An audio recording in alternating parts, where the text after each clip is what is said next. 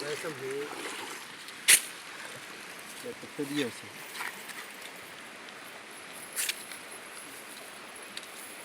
มาเกาปานนี้จังก่อนจีก้าเกาะเด้อเล็กยิงหันเด้อ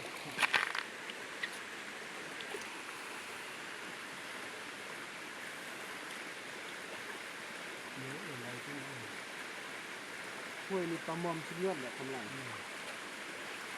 มันก็ออกเลยอันนี้ฟอกโต้นี่เด็กนี่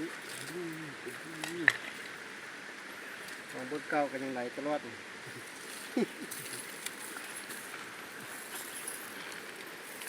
ใช่นี่เปิดอ่ะกุ้มเส้นนั่นแหละไปเขาคล้อง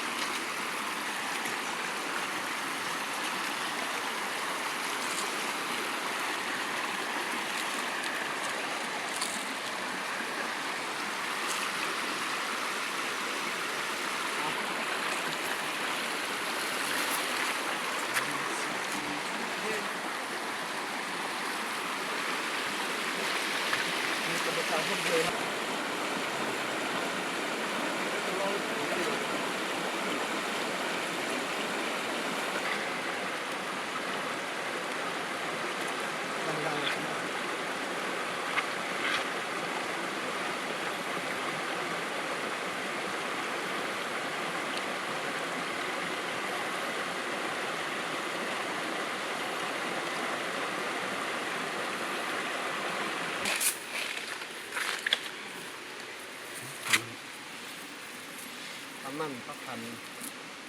มัน